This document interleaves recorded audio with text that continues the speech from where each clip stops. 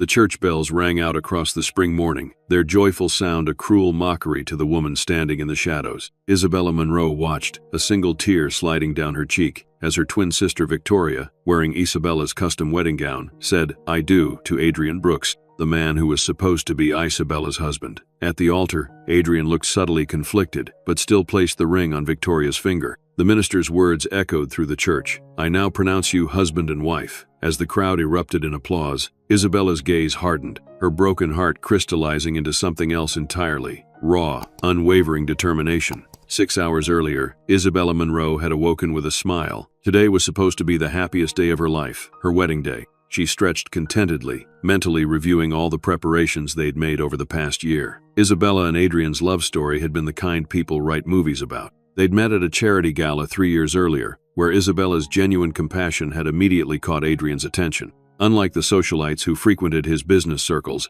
Isabella was refreshingly sincere, her kindness extending to everyone she encountered, regardless of their status or wealth. "You're different," Adrian had told her on their third date. "In my world, everyone wears masks. But you're real." What Adrian couldn't have known was that Isabella had spent her entire life being overshadowed by her twin sister Victoria. While identical in appearance, the sisters couldn't have been more different in temperament. Since childhood, Victoria had been bold, dominant, and manipulative, always getting her way through tantrums, tears, or calculated charm. Isabella, gentle-natured and conflict-averse, had learned to step aside, to make herself smaller to accommodate her sister's overwhelming presence. Victoria needs more attention, their mother would say. She feels things more intensely. So Isabella had grown accustomed to Victoria taking center stage, stealing the spotlight, claiming credit for Isabella's achievements. Throughout their school years, Victoria had copied assignments, taken credit for Isabella's ideas, and cultivated the image of the better twin, more confident, more sophisticated, more worthy of attention. What Victoria could never tolerate, though, was Isabella finding genuine happiness. Each time Isabella succeeded or found joy, Victoria simmered with jealousy, plotting to claim it for herself. And nothing had provoked Victoria's envy more than Isabella's relationship with Adrian Brooks, the successful businessman who had fallen not for flash and manipulation, but for quiet strength and sincerity. Isabella slipped out of bed, heart fluttering with anticipation. In just a few hours, she would become Mrs. Adrian Brooks. Finally, something that Victoria couldn't take away from her, or so she thought. Isabella hummed softly as she made herself a cup of tea, checking the time. The hairstylist would arrive at 10, followed by the makeup artist. Her bridesmaids were scheduled to come at 11, bringing champagne and moral support. The ceremony was set for 3 p.m. Everything was planned to perfection. Isabella had always been meticulously organized, a trait Adrian admired. "You bring order to chaos," he often said with a smile. "My beautiful balancing force." She hadn't seen Adrian since yesterday's rehearsal dinner. They'd decided to follow tradition, the groom not seeing the bride before the wedding. Victoria had been notably absent from the rehearsal, claiming a migraine, but Isabella had barely noticed, too wrapped up in her happiness and the loving way Adrian looked at her. With her tea in hand, Isabella walked toward her bedroom to begin getting ready. But as she approached, she noticed something odd. The door to her closet stood open. Hadn't she closed it last night? A cold feeling washed over her as she stepped inside. The garment bag containing her wedding dress was gone. The dress had been there last night, a custom-designed gown with delicate lace and pearl embellishments, the product of 6 months of fittings and adjustments until it was absolutely perfect. As she searched, Isabella noticed something else. Her suitcases, packed for the honeymoon in the Maldives, were gone too. In fact, several of her belongings seemed to be missing. Heart-pounding, she rushed to her bedside table. There, propped against the lamp, was a cream-colored envelope with her name written in a familiar, flowing script, Victoria's handwriting. Isabella's hands trembled as she tore open the envelope and unfolded the note inside. "Dearest sister," it read, "by the time you read this, I'll be preparing to marry Adrian. Let's be honest, you were never right for him. He needs someone bold, someone who can stand confidently at his side in the business world. Someone like me. You're no longer the bride. Adrian deserves better. Stay away from the church. Consider this a favor. I'm saving you from a marriage doomed to fail. Your things have been packed and moved to storage. The key is under the flower pot. Find somewhere else to live." With sisterly concern, Victoria. Isabella stared at the note, her mind refusing to process the words. This couldn't be happening. Adrian wouldn't. He couldn't. Surely he would recognize Victoria wasn't her. But then the horrible truth dawned on her. Identical twins. They might have different personalities, but physically, they were mirror images. If Victoria had studied her mannerisms, practiced her voice. "No!" Isabella cried out, dropping the note and grabbing her phone. She dialed Adrian's number, but it went straight to voicemail. She tried his best man, then her maid of honor, then her parents. No answers. She called the church. Brooks Monroe wedding, she said desperately to the receptionist. Has it been canceled? No, ma'am, came the confused reply. Everything is on schedule for 3 p.m. Isabella's mind raced. Victoria wouldn't just take her place for a few minutes. This was a full identity theft. The marriage license, the honeymoon, the life she'd built with Adrian. She glanced at the clock. 9:30 a.m. She had time to get to the church to expose Victoria's deception. But first, she needed proof. Isabella frantically searched through her remaining belongings, looking for anything that might convince Adrian she was the real Isabella. She found their engagement photo, her handwritten vows, the special bracelet he'd given her on their second anniversary that Victoria wouldn't know about. Hastily dressing in jeans and a blouse, Isabella rushed to her car. As she drove toward the church, her phone pinged with a text message from an unknown number. Don't bother coming, Bella. I've told everyone you had cold feet. Adrian believes you abandoned him. If you show up now, you'll just embarrass yourself. V. Isabella almost swerved off the road. With shaking hands, she pulled over, her mind a whirlwind of shock, betrayal, and rage. Cold feet? Abandoned him? How could Victoria be so cruel? Then another text came through, this one with an image attached. Isabella's breath caught in her throat as she saw the photo. Victoria in Isabella's wedding dress, surrounded by the bridesmaids who were supposed to be Isabella's friends. Everyone was smiling. No one seemed to notice they were with the wrong twin. They all prefer me anyway, the caption read. Even your bridesmaids think I'm the better version of you. Tears streamed down Isabella's face. How long had Victoria been planning this? How had she manipulated everyone so thoroughly? With newfound determination, Isabella wiped her tears and continued driving. She wouldn't let Victoria win. Not this time. When she arrived at the church, Isabella parked a block away and approached cautiously. Through a side door, she slipped into the building, careful to remain unseen. The ceremony hadn't started yet. From her hiding spot, she could see guests finding their seats, the flower arrangements she had chosen adorning the pews, the string quartet she had hired playing softly. And then she saw Adrian, handsome in his tailored tuxedo, standing with his groomsmen. He looked anxious, checking his watch repeatedly. Was he worried about his bride's arrival, or did he have doubts about what he was doing? Isabella started forward, determined to expose Victoria's deception, when a firm hand gripped her arm. She turned to find the wedding coordinator, a woman who had met with her and Adrian multiple times throughout the planning process. Miss Monroe, what are you doing dressed like that? You're supposed to be in the bridal suite. For a moment, Isabella felt a surge of hope. The coordinator recognized her, but then the woman continued, Your sister is looking everywhere for you. She said you promised to help with her veil. Isabella's heart sank. The coordinator thought she was Victoria, which meant she believed Victoria was Isabella. I just needed some air, Isabella stammered. Well, hurry along now. The ceremony starts in 20 minutes. Isabella nodded numbly, allowing herself to be led not to the bridal suite, but to a small antechamber near the back of the church. She couldn't face Victoria now. She needed to think. As she sat alone in the antechamber, Isabella heard the music change, signaling the ceremony was about to begin. She crept to the door, opening it just enough to see down the aisle, and there was Victoria, radiant in Isabella's wedding dress, bouquet in hand, preparing to walk down the aisle to Adrian.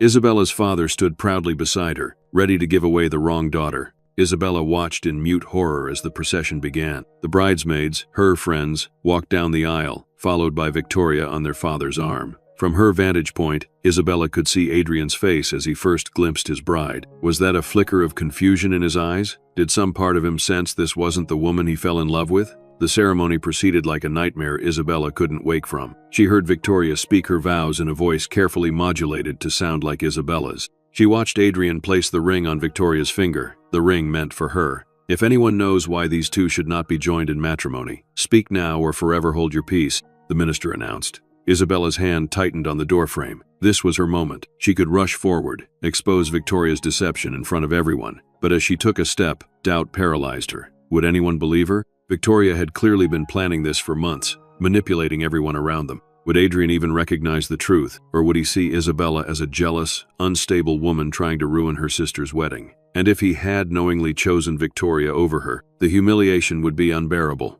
The moment of opportunity passed. The minister continued, and minutes later, pronounced them husband and wife. Isabella stood frozen in the shadows, watching her sister kiss the man Isabella loved. As the newlyweds proceeded back down the aisle amid applause and cheers, Isabella noticed something that stopped her cold. Victoria's triumphant smirk, so brief anyone else would have missed it, directed toward where Isabella stood hidden. Victoria had known she was watching. This wasn't just about stealing Adrian. It was about defeating Isabella, once and for all. As the guests filed out for the reception, Isabella remained in her hiding place, numb with shock and grief. Eventually, she made her way outside through a back door, avoiding the crowds. In her car, she finally allowed herself to break down completely, sobbing until she could barely breathe. When the tears finally subsided, Isabella sat in silence, staring at nothing. Then, slowly, she reached for her phone and scrolled through her contacts until she found a name she hadn't called in years: Marcus Reed. They'd been close friends in college before life pulled them in different directions.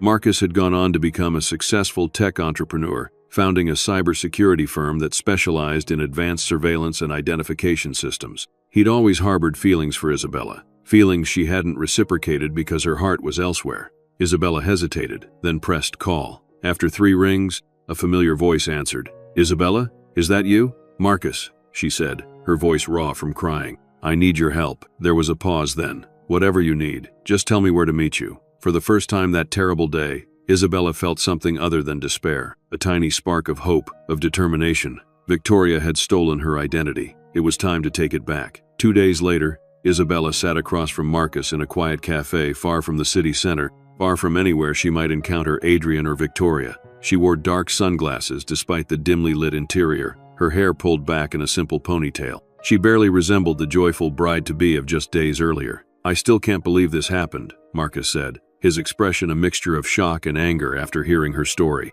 "What Victoria did, it's beyond cruel. It's criminal." Isabella stared into her untouched coffee. "She's been taking things from me our whole lives. But this is different." Marcus reached across the table, his hand covering hers. "Isabella, we should go to the police. This is identity theft, fraud." "And say what?" Isabella interrupted bitterly. "That my twin sister pretended to be me and married my fiancé? They're on their honeymoon now. The license is signed. They'd think I was having a mental breakdown." "Adrian really didn't know?" Marcus asked, his brow furrowed. "I find that hard to believe. You were together for 3 years. Isabella withdrew her hand, pain flashing across her face. "I don't know. Sometimes I think he must have known, must have chosen her. Other times, Victoria is very convincing, and she'd been manipulating everyone around us for months, laying groundwork, making comments about me being unstable, having doubts." She paused, remembering the subtle signs she'd dismissed. Friends asking if she was feeling better, after incidents that never happened. Adrian's occasional confused expressions when she didn't remember conversations they'd supposedly had. "She was gaslighting everyone," Isabella continued, "creating a narrative where I was falling apart while she swooped in as the supportive sister. And then, when she took my place, it probably seemed plausible that I'd run away." Marcus nodded slowly, his analytical mind processing. "So what do you want to do? Try to annul the marriage? Move away and start fresh somewhere else?" A strange expression crossed Isabella's face, something harder, colder than Marcus had ever seen from her. "Neither," she said quietly. "I want to destroy everything she built on my suffering. I want to take back what's mine. Not Adrian. I could never trust him again. But my dignity, my sense of self. And I want Victoria to feel what I felt, watching everything she values crumble before her eyes." Marcus's eyebrows rose in surprise at her vehemence.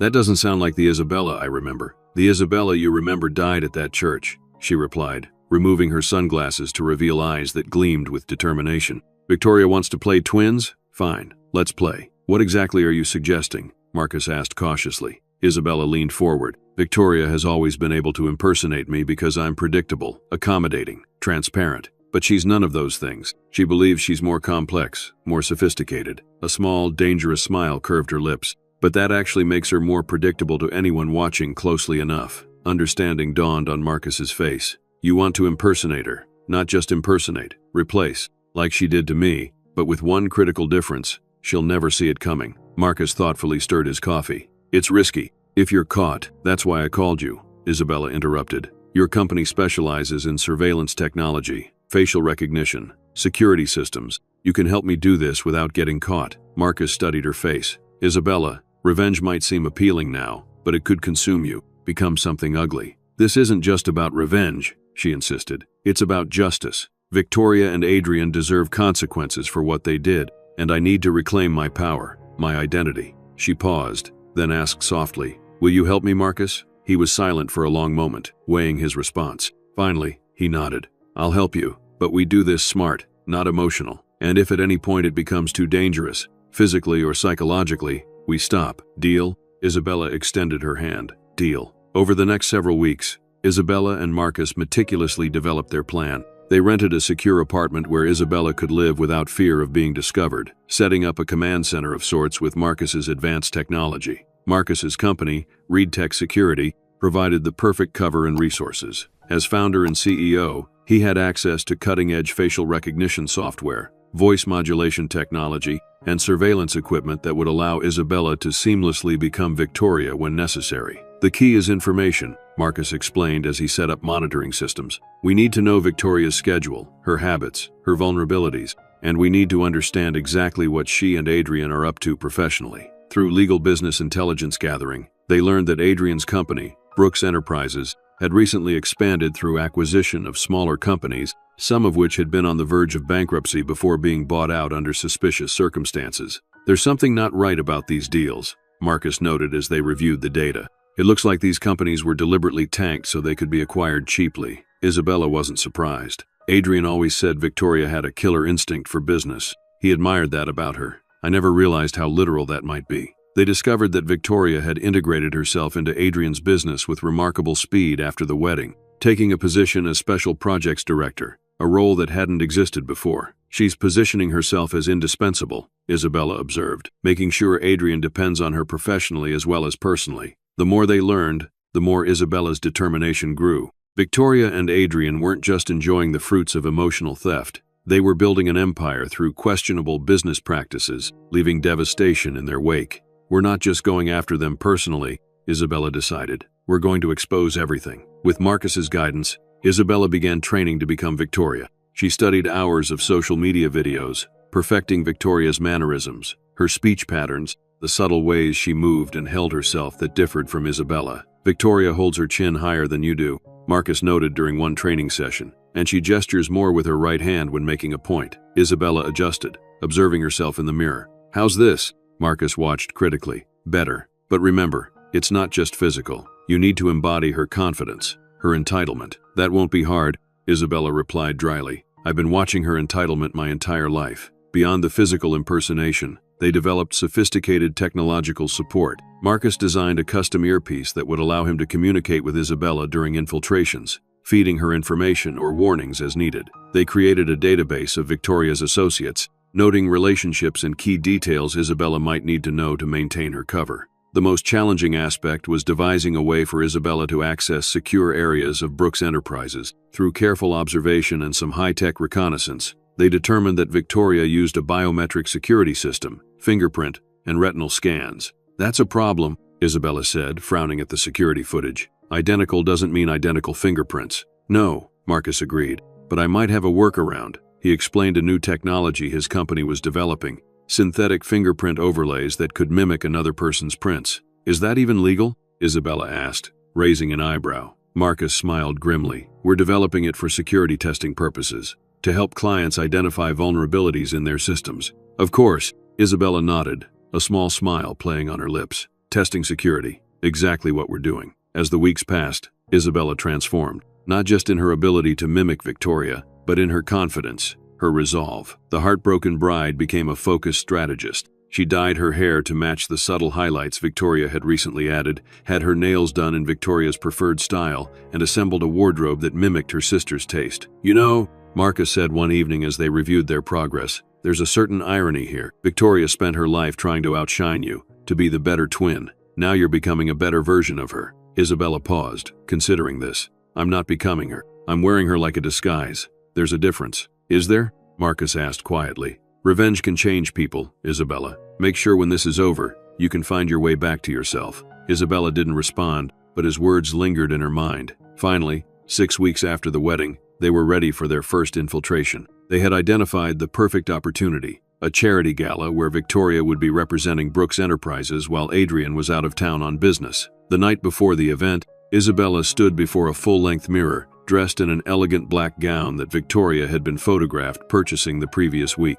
Her hair was styled in Victoria's preferred updo, her makeup slightly more dramatic than Isabella would normally wear. The physical transformation was complete. Tomorrow, she said to her reflection, but really to Victoria miles away, the game begins. Marcus approached, standing behind her. Their eyes met in the mirror. Are you sure you're ready? he asked. Isabella's lips curved into a smile that was pure Victoria, confident, slightly predatory. I've never been more ready in my life. The charity gala was being held at the Grand Metropolitan Hotel, its ballroom transformed into an elegant wonderland of crystal chandeliers and tasteful flower arrangements. As Isabella stepped from the limousine Marcus had arranged, she felt an unexpected calm settle over her. She was no longer Isabella pretending to be Victoria. In this moment, she was Victoria. Communications check. Marcus's voice came through the nearly invisible earpiece. Clear, she murmured, adjusting her clutch purse, which contained not only standard items but also a specialized device that would allow her to clone any electronic information she might access.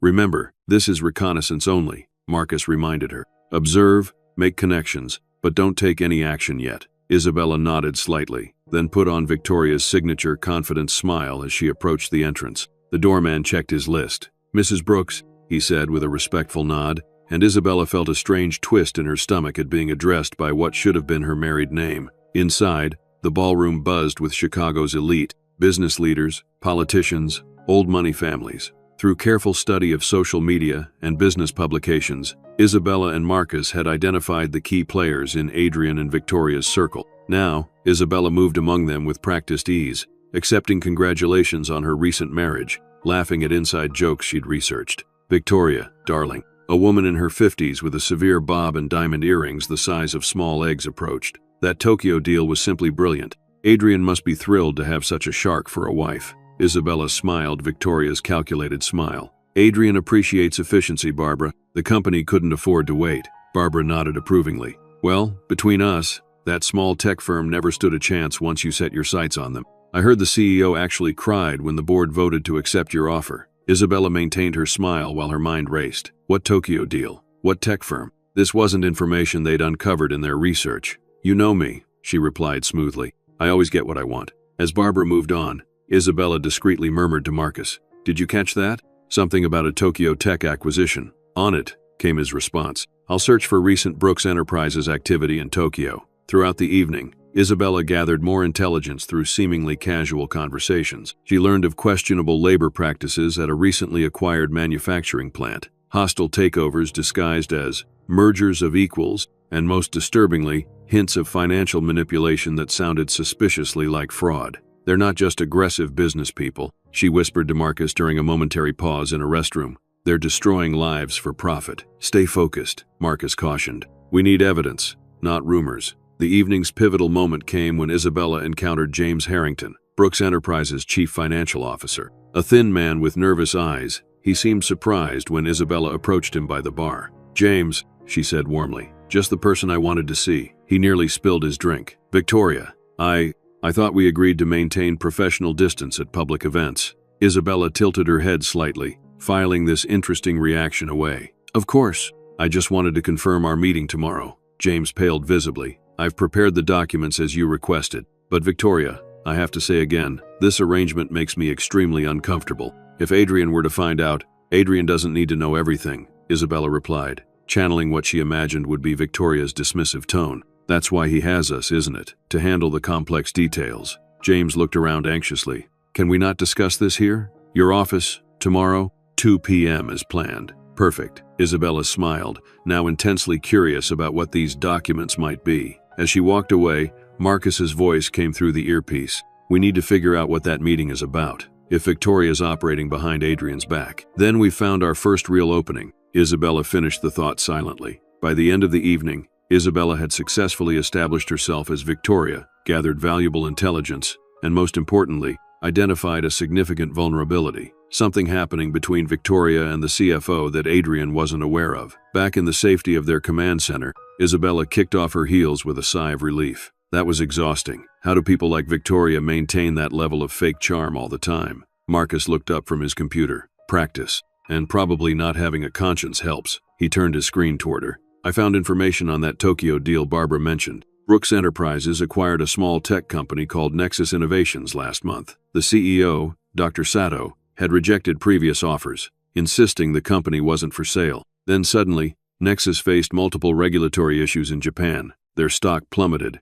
and they accepted Brooks's offer for a fraction of their value. That can't be coincidence, Isabella mused, joining him at the computer. It gets worse. Dr. Sato committed suicide a week after the sale. Isabella stared at the screen in horror. They destroyed him. We don't have proof they caused the regulatory problems, Marcus cautioned. Yet, Isabella replied grimly, tomorrow's meeting with James could reveal a lot. But how do I attend without Victoria knowing? They pondered this problem, reviewing what they knew of Victoria's schedule. According to her calendar, which Marcus had gained access to through some questionable but effective hacking, Victoria had a lunch appointment across town that could potentially run long. It's risky, Marcus admitted. If her lunch ends early and she arrives while you're there, then I need to make sure I get what we need quickly, Isabella said decisively. Can you create a distraction if necessary? Something that would delay her? Marcus thought for a moment. I could arrange for her car to have a minor issue. Nothing dangerous, just enough to slow her down. Perfect. Isabella pulled up floor plans of the Brooks Enterprises building. Now,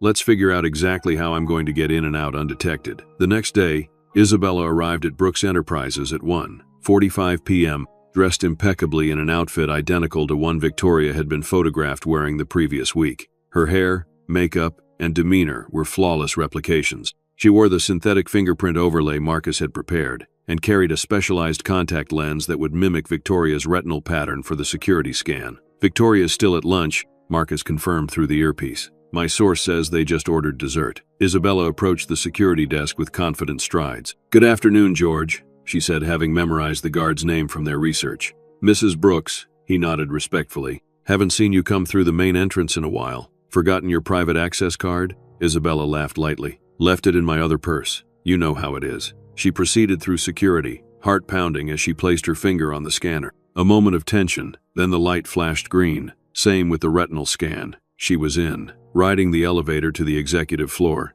Isabella mentally prepared for her meeting with James. She needed to appear knowledgeable about whatever scheme Victoria was running, without tipping him off to her true identity. Victoria's office was impressive. Corner location, floor-to-ceiling windows, minimalist modern furniture that screamed power and privilege. Isabella took a moment to absorb details, noting the lack of personal touches. No photos, no mementos, just design and functionality. At precisely 2 p.m., James Harrington knocked on the doorframe, looking as nervous as he had the night before. He carried a slim briefcase. Come in, James. Isabella gestured to the chair across from Victoria's desk. Let's see what you've brought me. James sat, placing the briefcase on the desk and opening it with trembling fingers. Everything's here as requested. The offshore accounts are established. The paper trail leads back to Martin Chen as agreed, and I've prepared the documentation showing the consulting fees as legitimate business expenses. Isabella maintained a neutral expression while her mind raced. Offshore accounts? A fall guy named Martin Chen?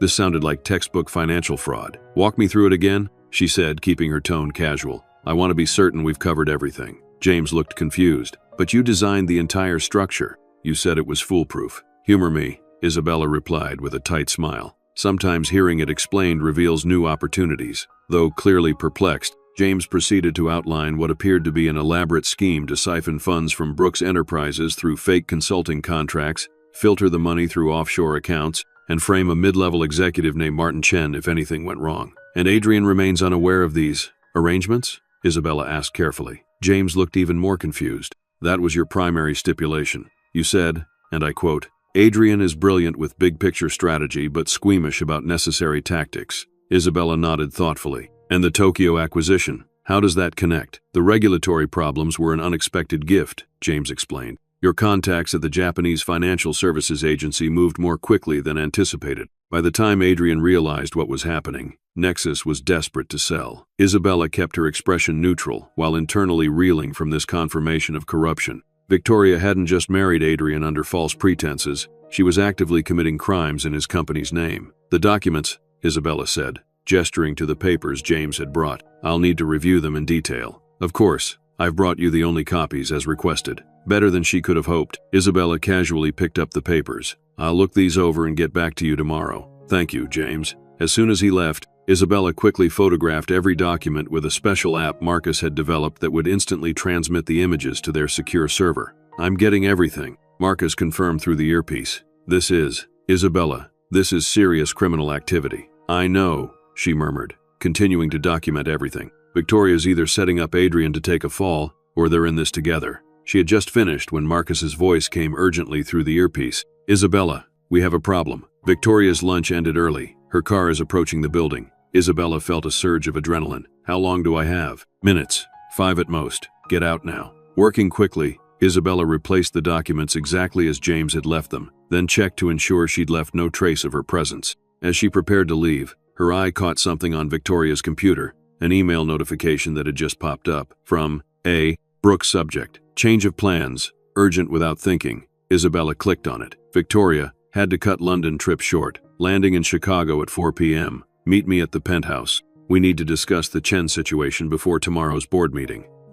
Isabella. Marcus's voice was sharp with worry. Victoria just entered the building. You need to leave now. Isabella quickly closed the email and headed for the door, mind racing. If Adrian was returning early, that complicated things. But it also presented an opportunity. The Chen situation clearly referred to their fall guy. If Adrian and Victoria were meeting to discuss it. Marcus, we need to know what happens at that meeting, she said, hurrying toward the emergency stairs to avoid encountering Victoria in the elevator. One problem at a time, he replied tensely. Let's get you out safely first. Isabella descended the stairs rapidly, emerging on a lower floor where Marcus had identified a secondary exit. As she walked briskly toward it, she heard a familiar voice behind her. Victoria, what are you doing on this floor? Isabella froze, then turned slowly to see Patricia Myers, Adrian's executive assistant, looking at her curiously. Patricia? Isabella smiled, channeling Victoria's confidence. Just checking on something for the Chen project. She made a show of checking her watch. Actually, I'm running late for another appointment. Could you do me a favor and tell James Harrington I've reviewed his materials and everything looks acceptable? He'll know what I mean. Patricia nodded. Of course, Mrs. Brooks. Isabella continued toward the exit, maintaining a measured pace until she was out of sight, then hurrying to the designated meeting point where Marcus waited in a nondescript car. That was too close, he said as she slid into the passenger seat. But worth it, Isabella replied, adrenaline still coursing through her. We now have evidence of criminal activity, and we know about a meeting where they'll be discussing it. Marcus pulled away from the curb. You're not suggesting what I think you are. Adrian's penthouse. Tonight. I need to know if he's involved in Victoria's schemes or being manipulated by her. Isabella, that's way too dangerous. The penthouse will have security. And if both Adrian and Victoria are there, then I'll observe from outside, she insisted. Marcus, this is our chance to understand exactly what we're dealing with. Back at their command center, they reviewed the documents Isabella had acquired. The evidence was damning. Victoria had established an elaborate financial fraud scheme, using Brooks Enterprises' resources but keeping the profits separate. Whether Adrian was complicit remained unclear. If he doesn't know, Isabella mused, this could be our way to separate them, show him who he really married. And if he does know? Marcus asked quietly. Isabella's expression hardened. Then they both deserve what's coming. They spent the afternoon preparing for the evening's surveillance operation. The penthouse was in an exclusive building with high security, but Marcus had equipped them with long-range listening devices and thermal imaging that would allow them to monitor activity from a vacant office in the building across the street. As evening fell, they set up their equipment, focusing on the penthouse windows. Through thermal imaging, they could see two figures entering the main living area. That's them, Marcus confirmed, adjusting the listening device. The audio was slightly distorted but clear enough to make out the conversation. Completely unnecessary risk, Adrian was saying, his tone frustrated. We agreed on a clean operation, Victoria. And it is clean, Victoria responded dismissively. Chen will take the fall if anything goes wrong, which it won't. The money is untraceable. You're missing the point.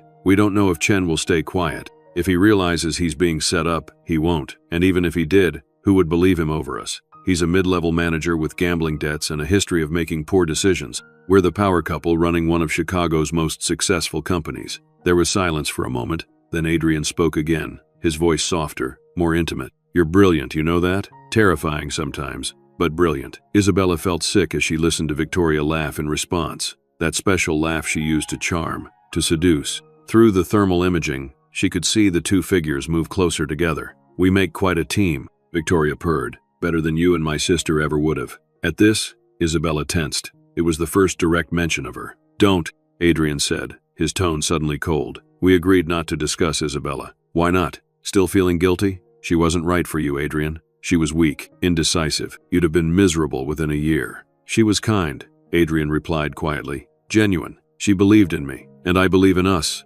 Victoria countered. In what we can accomplish together. Isabella could never have helped you build an empire. She'd have been horrified by the Tokyo acquisition. She'd have insisted on ethical considerations and corporate responsibility, while our competitors ate us alive. Isabella and Marcus exchanged glances. This was confirmation. Adrian wasn't being manipulated. He was a willing participant. Speaking of Tokyo, Adrian continued, the Sato situation was unfortunate. The suicide was his choice, Victoria interrupted firmly. Business is business, Adrian. We made a fair offer given the circumstances. Circumstances you engineered. We engineered. Victoria corrected him. Don't suddenly develop a conscience, not when we're so close to the Davidson merger. The conversation continued, revealing plans for another questionable acquisition, more financial maneuvers, and most disturbingly, strategies to eliminate anyone who might pose a threat to their operations. When they finally had enough, Isabella and Marcus packed up their equipment and left silently. It was only in the car, driving back to their safe house,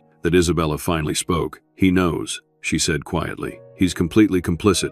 They're perfect for each other, both monsters. Marcus glanced at her with concern. Isabella, no, she cut him off. Don't try to soften this. Adrian wasn't tricked into marrying Victoria. He chose her because she's ruthless, because she enables the darker side of him that I never saw, or never wanted to see. She stared out the window at the passing city lights, her expression hardening. Our plan needs to change. This isn't just about exposing Victoria anymore. They're hurting people, destroying lives for profit. They need to be stopped. What are you thinking? Marcus asked cautiously. Isabella turned to him, her eyes gleaming with determination. Victoria stole my identity to marry Adrian. Now I'm going to use hers to dismantle everything they've built. Over the following weeks, Isabella executed a series of carefully planned infiltrations, each more daring than the last. Disguised as Victoria, she attended key business meetings, subtly altered contracts to include ethical clauses that Victoria would never approve, and most importantly, gathered evidence of every illegal activity Brooks Enterprises was engaged in. To avoid detection, she focused on moments when Victoria was verifiably elsewhere. Spa appointments, shopping trips, meetings across town that Marcus could monitor. The risk grew with each impersonation, but so did their cache of evidence. Simultaneously, Isabella launched an anonymous whistleblower campaign under the name The Twin Shadow. Through secure channels, she began releasing carefully curated information to financial regulators and selected journalists. Nothing that would immediately bring down Brooks Enterprises, but enough to start investigations, raise questions, create pressure. The nickname is spreading, Marcus noted one morning, showing Isabella several financial news sites that referenced the Twin Shadow whistleblower. People are intrigued. Some are calling it corporate espionage. Others are hailing the whistleblower as a hero. Isabella smiled. And how are our favorite power couple reacting? Not well, Marcus replied, pulling up surveillance footage from Brooks Enterprises. Adrian's called 3 emergency board meetings in the past week. Victoria's been seen screaming at staff. They're definitely feeling the heat. But the most satisfying impact came from Isabella's strategic Victoria appearances. By carefully choosing when to impersonate her sister, Isabella was able to create personality inconsistencies that confused and unsettled everyone around Victoria. One day Victoria would be ruthlessly demanding, the next surprisingly compassionate toward employees. One week she'd push for aggressive acquisition tactics. The next, she'd raise concerns about ethical implications. The real Victoria couldn't understand why colleagues were suddenly approaching her to thank her for considerations she never offered, or looking confused when she didn't follow up on conversations she never had. Most importantly, Adrian was becoming increasingly unsettled by his wife's inconsistent behavior. Their surveillance captured multiple arguments where he questioned her about policy changes she hadn't initiated and decisions she couldn't remember making. Something's not right with you lately, they overheard him say during one heated exchange. It's like dealing with 2 different people. Victoria had laughed it off, blaming stress and the Twin Shadow situation, but Isabella could tell Adrian wasn't entirely convinced. The seeds of doubt had been planted. 8 weeks into their operation, Isabella made her boldest move yet. Learning that Victoria would be at a day-long spa retreat, she impersonated her sister at a crucial meeting with Martin Chen, the employee Victoria and Adrian had designated as their potential fall guy. Mr. Chen, Isabella said as she welcomed him into Victoria's office. Thank you for meeting with me. Chen looked nervous, as anyone would when summoned by an executive. Of course, Mrs. Brooks, how can I help you? Isabella studied him, mid-40s, intelligent eyes behind wire-rimmed glasses, the look of someone who had worked hard for everything he had. I'll be direct, Martin, she said. You're being set up to take the fall for financial irregularities. Irregularities you had nothing to do with. Chen's face registered shock, then fear. I don't understand. You will. Isabella slid a folder across the desk. This contains evidence that your signature has been forged on several documents. Documents that authorize suspicious financial transactions. When investigators eventually come looking, and they will, these documents will point directly to you. Chen opened the folder with trembling hands, his face paling as he reviewed the contents. But I didn't sign these. I know, Isabella said softly, dropping Victoria's usual harsh tone. You're being used, Martin, and I can't let that happen. He looked up, confusion evident. Why are you telling me this? I don't understand. Let's just say I've had a change of heart, Isabella replied. What matters now is protecting you and your family. She handed him another folder. This contains evidence of who's really behind these transactions. Take it to this attorney. She wrote a name on a sticky note, a lawyer Marcus had vetted who specialized in whistleblower protections.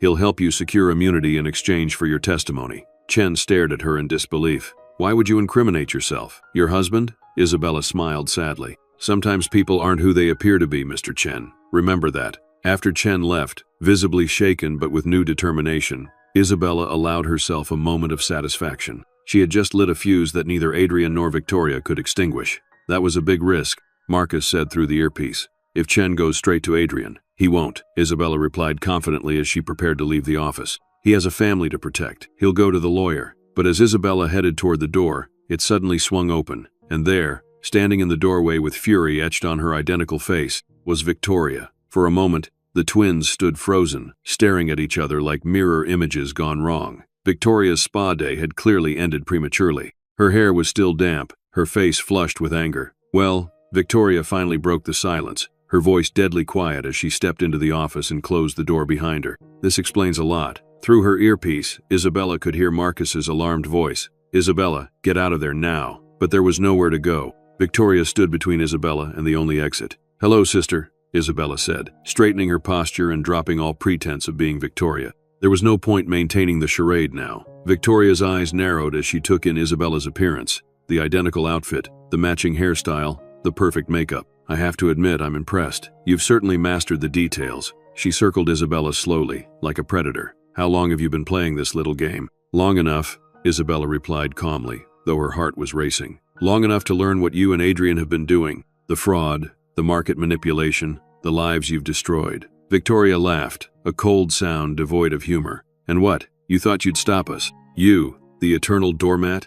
Not a doormat anymore, Isabella responded, holding her ground. You made sure of that when you stole my wedding day. I did you a favor, Victoria snapped. Adrian would have crushed your naive little spirit within a year. He needs someone who understands ambition, who isn't constrained by pointless morality. Someone like you? Isabella raised an eyebrow. His perfect match in corruption? Victoria's smile was razor sharp. Exactly like me. We're building an empire while you're playing dress-up and skulking around. How pathetic. Isabella refused to be baited. I just had a very interesting conversation with Martin Chen. He now knows he's your designated scapegoat. The smile vanished from Victoria's face. You did what? I gave him evidence. Proof that you and Adrian forged his signature. Set him up to take the fall when your schemes inevitably come crashing down. Victoria's composure slipped as rage contorted her features. Do you have any idea what you've done? The plans you've compromised? The deals at stake? I know exactly what I've done, Isabella replied steadily. I've protected an innocent man and his family from your greed. Victoria lunged forward suddenly, grabbing Isabella's arm with painful force. You always thought you were better than me, didn't you? Sweet, kind Isabella, everyone's favorite. Even when Mom and Dad gave me what I wanted, it was only to shut me up. They loved you more. But you were never strong enough. Isabella didn't flinch from her sister's grip or her fury. Instead, she met Victoria's gaze with equal intensity. No, she said coldly, pulling off her earpiece in a deliberate motion. I was never cruel enough, but now I don't need to be. I'm smarter, and I'm done being silent. She reached into her purse and withdrew a small device, pressing a button that played back Victoria's own words from moments earlier. Adrian would have crushed your naive little spirit within a year. He needs someone who understands ambition, who isn't constrained by pointless morality. Victoria's eyes widened. You've been recording? Everything? Isabella confirmed. Every meeting I've attended as you, every conversation I've overheard. I have it all. The Tokyo deal, the offshore accounts, the plan to frame Chen, the Davidson merger preparations. Victoria released Isabella's arm, taking a step back as she reassessed the situation. You're bluffing. You couldn't possibly have access to all that. Want to test that theory? Isabella asked. Because I have someone ready to release everything to federal regulators at my signal. This was partially true. Marcus was monitoring the situation and had emergency protocols in place. Victoria's mind was clearly racing, calculating angles and options. What do you want? Money? Is that it? Isabella laughed softly. You still don't understand me at all. I don't want your money. I want justice. Justice, Victoria scoffed. Such a predictable, sanctimonious answer. Maybe, Isabella acknowledged, but it doesn't change the fact that I have enough evidence to send both you and Adrian to prison for a very long time. Victoria's expression shifted, a new calculation forming behind her eyes. You wouldn't do that to Adrian. You loved him. I loved who I thought he was, Isabella corrected her. That person doesn't exist. Adrian chose you, chose this path. He's as guilty as you are. Victoria began to pace, her mind visibly working through scenarios. Fine, let's say you have this evidence. If you wanted to turn us in, you'd have done it already. So what's your real game here, Bella? What are you waiting for? Isabella watched her sister, feeling a strange mix of emotions, anger, pity, and an odd hint of nostalgia for a time when they were children, before Victoria's jealousy had poisoned everything. I'm waiting for you to self-destruct, Isabella answered honestly. Every day, I release a little more information as the twin shadow. Every week, I create more confusion by impersonating you at critical moments. I'm not destroying your life, Victoria. I'm giving you the opportunity to destroy it yourself. Victoria stopped pacing, staring at Isabella with a new intensity. The twin shadow, that's you? Surprised? You shouldn't be. You created this version of me when you decided to steal my identity. Victoria suddenly smiled, an unsettling expression that didn't reach her eyes. Well, this is a problem easily solved. I'll simply tell everyone that my disturbed twin sister has been impersonating me, accessing confidential information, interfering with business operations. Who do you think they'll believe? Me, the respected Mrs. Brooks, or you, the jilted, unstable woman who couldn't accept that Adrian chose me?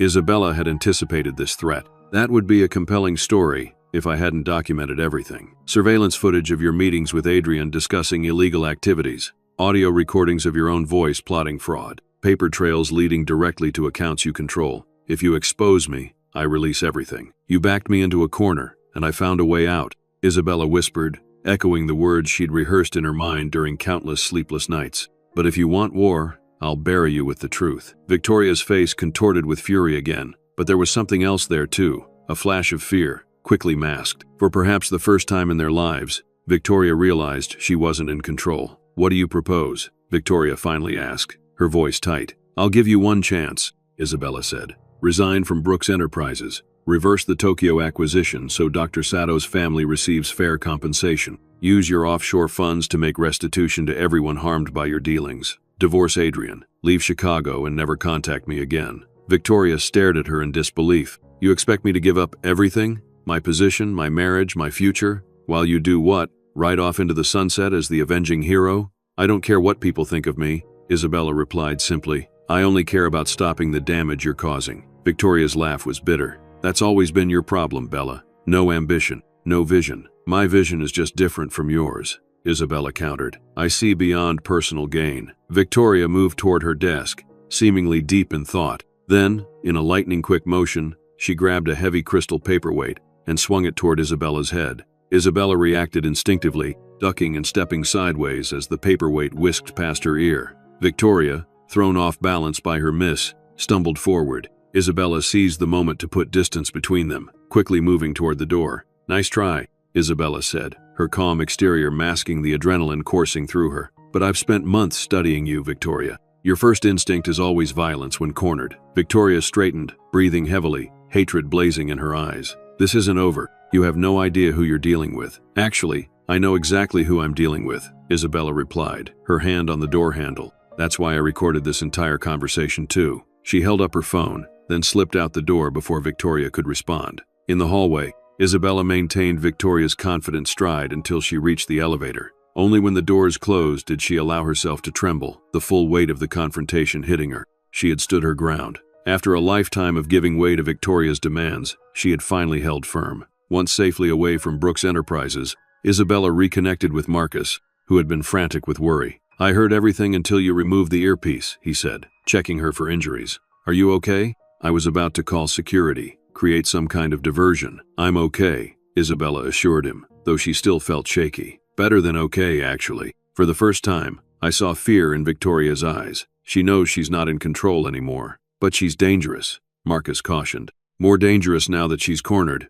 We need to be extremely careful. Isabella nodded, her expression resolute. We accelerate our timeline. Victoria will try to mitigate the damage, probably start destroying evidence. We need to move before she can cover her tracks. In the days following the confrontation, as predicted, Victoria and Adrian began damage control. Through their surveillance, Isabella and Marcus observed emergency meetings, late-night document shredding, and frantic calls to offshore banks. What Victoria couldn't know was that Isabella had already secured the most damning evidence and established a relationship with a federal prosecutor who specialized in financial crimes. Everything was in place for the final phase of her plan. The opportunity came sooner than expected when Brooks Enterprises announced an emergency shareholders meeting to address malicious rumors and attempted corporate espionage. Victoria had clearly convinced Adrian to go on the offensive, possibly planning to publicly accuse Isabella. "It's perfect," Isabella told Marcus as they reviewed the meeting agenda. "They're gathering all the key players in one room.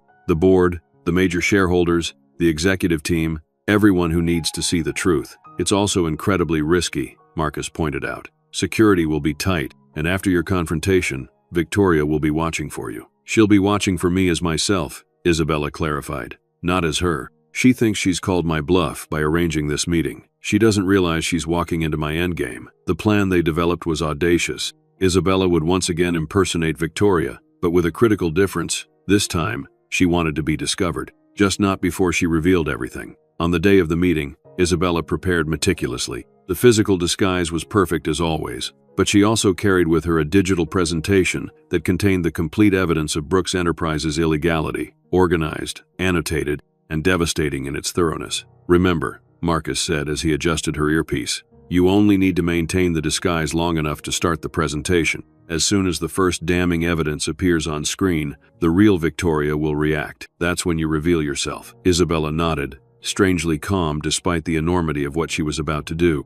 "And the federal agents?" "In position," Marcus confirmed. "As soon as the evidence is presented publicly, they have authorization to enter and serve the warrants." As Isabella prepared to leave for the meeting, Marcus caught her hand. "Isabella," he said softly, "when this is over, when Victoria and Adrian face consequences, what then? Have you thought about what comes next for you?" She looked at him, this man who had stood beside her through months of planning and danger, whose feelings for her had never wavered despite her focus on justice rather than romance. "One step at a time," she replied, squeezing his hand. "First we finish this." The Brooks Enterprises executive boardroom was filled to capacity when Isabella arrived, perfectly disguised as Victoria. Adrian stood at the front of the room, his handsome face grave as he addressed the assembled group. The real Victoria sat in the front row, impeccably dressed and composed, though Isabella could detect the tension in her posture. "Thank you all for coming on such short notice," Adrian was saying. "As you know, our company has been targeted by malicious rumors and what appears to be a coordinated attack on our reputation. Today, my wife Victoria will present evidence that these attacks are not random, but rather the work of a disturbed individual with a personal vendetta against our family." Isabella moved confidently to the front of the room, accepting the presenter's remote from Adrian with a smile. She could feel Victoria's eyes boring into her, confused and then widening with dawning horror as she realized what was happening. "Thank you, Adrian," Isabella said in Victoria's precise, clipped tones. "Before I present my findings on the source of these attacks, I want to provide context about the allegations themselves." She clicked the remote, and the first slide appeared, a detailed breakdown of the Tokyo acquisition, complete with communications proving market manipulation. Adrian frowned, clearly not expecting this content. "Victoria, this isn't what we discussed." "Patience, darling," Isabella replied smoothly. "To understand the attack, we must first understand the target." She advanced through slides, showing offshore account numbers, forged documents, evidence of fraud and corruption at every level of the company's recent operations. Each revelation landed like a bomb in the silent room. Board members exchanged alarmed glances. Shareholders shifted uncomfortably. Adrian's face drained of color. In the front row, the real Victoria half rose from her seat, her expression murderous. "Stop this immediately," she demanded. Isabella continued calmly, ignoring the outburst. "As you can see from these financial records, approximately $37 million was diverted through shell companies to personal accounts in the Cayman Islands.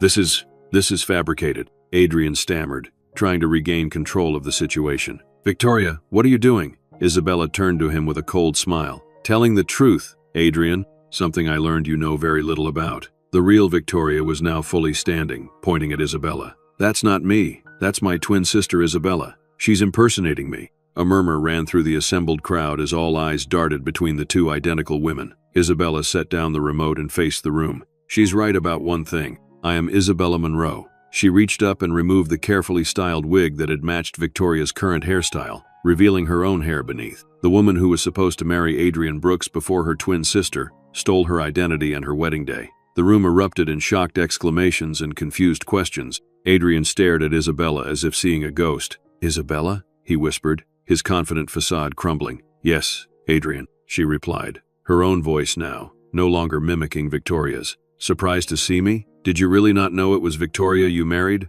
Or were you a willing participant in her deception?" Before Adrian could answer, the boardroom doors opened, and several serious-looking men and women in suits entered. "Federal agents," announced the lead agent, holding up identification. "We have warrants for the arrest of Victoria Monroe Brooks and Adrian Brooks on charges of securities fraud, wire fraud, and conspiracy." What followed was chaos. Victoria attempted to flee but was quickly detained. Adrian, shockingly, seemed to collapse in on himself, offering no resistance as he was handcuffed. The shareholders and board members clamored for explanations, some immediately calling their lawyers, others demanding to know how much money they'd lost. Isabella stood in the center of the storm, watching as everything Victoria had built through deception crumbled around her. As the agents led Victoria past her, her twin sister leaned in close. "You'll regret this," Victoria hissed. "I'll find a way back. I always do." Isabella met her gaze steadily. "No, Victoria, not this time." As Adrian was escorted out, he paused in front of Isabella, his expression a complex mixture of shame,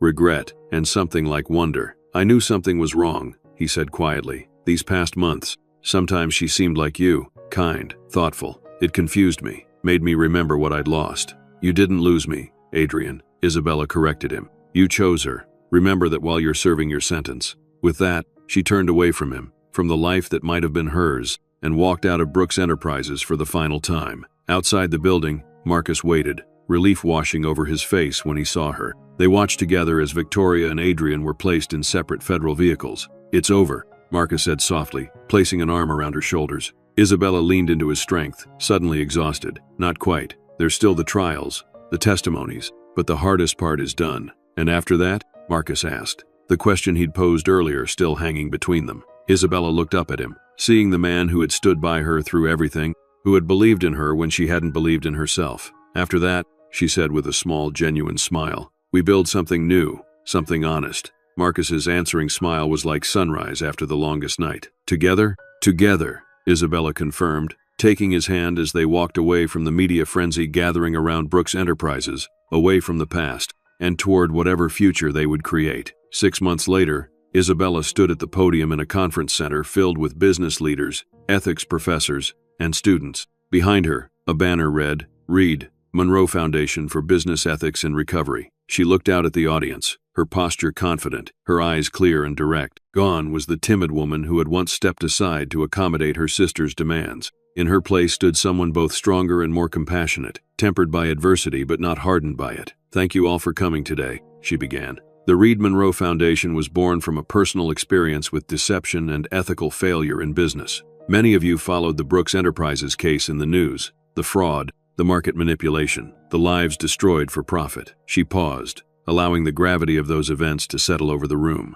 "What you may not know is the personal betrayal that preceded it. My twin sister Victoria stole my identity, married the man who was to be my husband, and together they built an empire on lies and corruption." A murmur ran through the audience. Even months later, the story still captivated people's attention. "They stole my identity, my love, and my future," Isabella continued, her voice strong and clear. "But they unknowingly gave me purpose, resilience, and strength." She gestured to the side of the stage where Marcus stood, watching her with pride. Their relationship had blossomed in the aftermath of the Brooks Enterprises collapse, built on mutual respect and genuine care rather than manipulation or convenience. With the support of my partner, Marcus Reed, I found the courage to reclaim not just my identity, but my voice. Together, we've created this foundation to help others who have been victimized by corporate fraud and to promote ethical business practices. The presentation continued as Isabella outlined the foundation's initiatives, support groups for whistleblowers, legal aid for fraud victims, ethics education programs for business schools, and rehabilitation services for communities devastated by corporate malfeasance. We've already helped 27 families affected by the Brooks Enterprises fraud, including Martin Chen and his family, who were nearly destroyed by my sister and her husband's attempt to frame him. Martin now serves on our advisory board, helping identify others in need of support. As she spoke, images appeared on the screen behind her, families rebuilding their lives, students engaged in ethics workshops, community revitalization projects. "The Tokyo Initiative is particularly close to my heart," Isabella explained, as a photo of a Japanese family appeared. Dr. Sato's widow and children lost everything when Brooks Enterprises manipulated regulations to force the sale of their company. After Dr. Sato took his own life, they faced not only grief but financial ruin. Today, with our foundation's support, Mrs. Sato has relaunched a smaller version of her husband's company, employing many of the original staff and honoring his legacy. Throughout the presentation, Isabella maintained the perfect balance of professional authority and personal warmth. This was her gift, the ability to connect with people's hearts while engaging their minds. It was what Adrian had first loved about her, what Victoria had always envied, and what now made her an effective advocate for change. After the formal presentation, during the reception, Isabella circulated among the attendees, answering questions and making connections. She was approached by a journalist from a major business publication. "Ms. Monroe, your story is remarkable," the journalist began, "but I'm curious, how much of your motivation was justice, and how much was revenge?" Isabella considered the question thoughtfully. "At first, they were intertwined," she admitted. "The pain of betrayal doesn't distinguish between wanting justice and wanting the other person to hurt as you hurt. But as I gathered evidence and saw the scope of the damage Victoria and Adrian had caused to innocent people, justice became the clearer purpose. Revenge affects only the target. Justice heals the victims." "And have you forgiven your sister?" the journalist pressed. Isabella's expression grew contemplative. "Forgiveness is complicated. I've released the anger that once consumed me. I've moved beyond defining myself in relation to her betrayal. But true forgiveness requires remorse from the other party, and Victoria has shown none." This was true. Throughout the trial, Victoria had remained defiant, blaming everyone but herself for her circumstances. Adrian, interestingly, had eventually pled guilty, accepting a reduced sentence in exchange for cooperation. In his statement to the court, he had apologized to Isabella directly, acknowledging the pain he'd caused and expressing regret for his choices. "What about your former fiancé?" the journalist continued. "He's eligible for parole in 5 years. Have you had any contact with him?" Isabella shook her head. "No, and I don't anticipate that changing. Adrian made his choice. He prioritized power and profit over integrity and love. The consequences of that choice are his to bear." As the journalist thanked her and moved on, Isabella felt a hand on her shoulder. She turned to find Marcus, his eyes warm with admiration. "You never cease to amaze me," he said softly. "The way you've transformed this painful experience into something that helps others. It's extraordinary." Isabella smiled up at him. "I had an extraordinary partner." Later that evening, as they walked along the lakefront near their new home, Isabella reflected on the journey that had brought her here. The pain of betrayal had faded to a dull ache that occasionally resurged but no longer defined her. "I got a letter from the warden today," she said as they paused to watch the sunset over Lake Michigan. "Victoria's requesting to see me." Marcus looked at her with concern. "Are you going to go?" Isabella was silent for a moment, considering. "I don't know. Part of me says it's another manipulation. Part of me wonders if she's finally ready to take responsibility." "Whatever you decide," Marcus said, "I'm with you." She leaned against him, grateful for his unwavering support. "I think I need more time. I'm not ready to risk letting her back into my life. Maybe someday, but not yet." "That's fair," Marcus agreed. "There's no timeline for healing." They continued their walk, discussing plans for the Foundation's next initiative, a scholarship program for children of whistleblowers who often faced financial hardship when their parents chose truth over security. "You know," Marcus said as they turned toward home, "when you first called me that day after the wedding, I never imagined we'd end up here." Isabella smiled, remembering how broken she'd felt then, how consumed by grief and rage. "Neither did I. I thought I was calling for help with revenge. Instead, I found a path to something much better." "Justice?" Marcus suggested. "That too," Isabella agreed. "But I meant purpose, love, a life defined by what I'm building, not what was taken from me." As they reached their door, Isabella paused to look up at the stars emerging in the twilight sky. Once, she had believed her story ended when Victoria took her place at the altar. Now she understood it had only been beginning. "They stole my wedding day," she said softly, "but they couldn't steal my future. I reclaimed that myself." Marcus kissed her gently. And what a future it is. Inside their home, on a desk in Isabella's study, lay plans for expanding the Foundation, for reaching more victims, for changing the culture of business ethics. Beside those papers sat a small framed photo, not of Isabella and Victoria as children, not of Isabella and Adrian in happier times, but of Isabella at the podium earlier that day, confident and purposeful, completely herself. The twin who had spent a lifetime being overshadowed had finally stepped fully into her own light, and it was brilliant. Did Isabella make the right choice in the end? Was justice served when Victoria and Adrian faced the consequences of their actions? What would you have done in Isabella's position? Let us know your thoughts in the comments below. They say that identity is one of the most precious things we possess, the sense of who we are, separate from others yet connected to those we love. When Isabella's twin sister stole her identity on what should have been the happiest day of her life, she lost not just a wedding and a fiancé, but temporarily, her sense of self. Yet in reclaiming her power, in using her twin connection not as a vulnerability but as a strength, Isabella discovered a version of herself that might never have emerged without that terrible betrayal. Sometimes, the path to our truest identity requires navigating the darkest forests of loss and betrayal. In the end, Isabella and Victoria, identical in appearance but opposite in character, serve as powerful reminders that our choices, not our circumstances, define who we truly are. While Victoria chose deception and exploitation, ultimately losing everything, Isabella chose integrity and purpose, gaining a life richer than the one that was stolen from her. Thank you for joining us for this story of twin deception and triumphant rebirth. Until next time, remember that even in your darkest moments, you have the power to rewrite your story.